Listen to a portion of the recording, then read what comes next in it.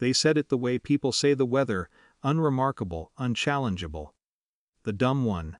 As if a child could be summarized so neatly. As if repetition could turn opinion into law. I learned early that correcting my parents only made the labels stick harder. So I tried other routes. Tutors, new notebooks. Praise at home, quiet and constant. I told myself that resilience would grow if I watered it carefully. I told myself many things. At family gatherings, the contrast sharpened. Her cousin arrived to applause, stories of grades, of competitions. Of the bright future that seemed to follow him like a shadow. My daughter arrived and was handed a plate, told to sit somewhere out of the way. When she tried to join conversations, the adults smiled too quickly and moved on. She learned to fold herself smaller. I learned to watch. It wasn't that my parents were cruel in obvious ways. They were efficient. Praise where they believed it would pay dividends. Withholding where it wouldn't. They framed it as realism. We're just honest. My mother would say, tapping the table. Someone has to be. I kept a ledger in my head of moments I almost spoke and didn't. The cost of silence compounded. Each year, the interest grew. By the time the anniversary invitation arrived, gold foil embossed names, I already knew what the evening would bring. Anniversaries, in my family, weren't about love. They were about conclusions. A chance to make decisions feel ceremonial. The dining room looked exactly as it always had. The same chandelier, the same long table that forced people to sit in their assigned places. My daughter chose a chair near the end. She watched her cousin with careful neutrality. I felt something in me tighten, then settle. When my father stood to speak, he cleared his throat the way he did before announcements that he expected applause for. He talked about legacy. About rewarding potential, about how some people were better suited to carry things forward. He named the house. He named the trust, $280,000, said plainly, like a fact that required no context. He named the beneficiary. The room did what rooms do when they think they're witnessing a breaking point. It leaned in.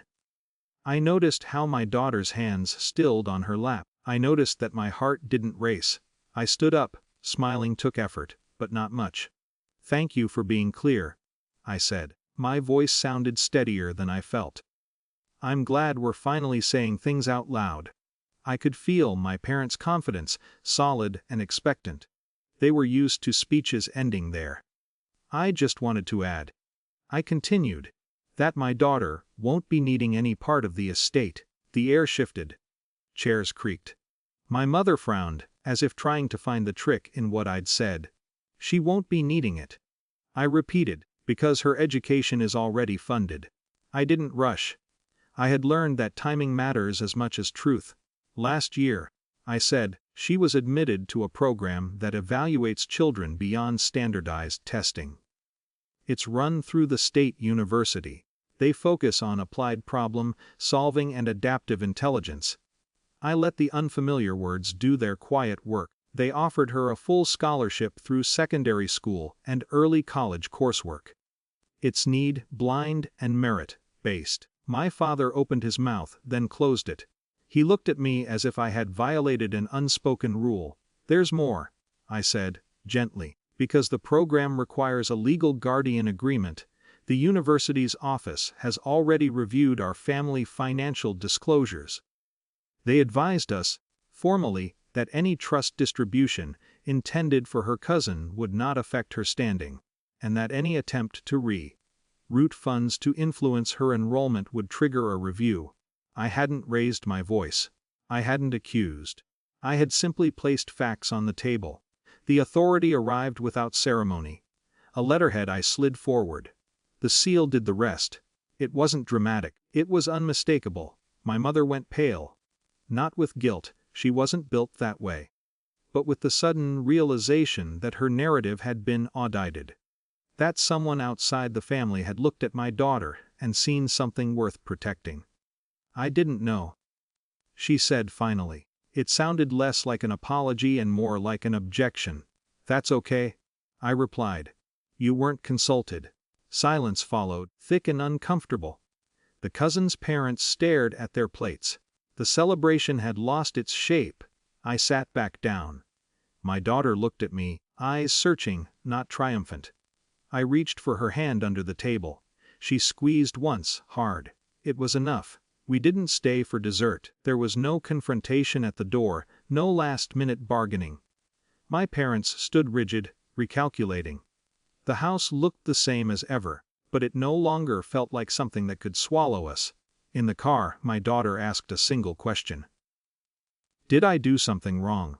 No, I said. You did something right. You kept going. That night, after she slept, I felt the aftershock.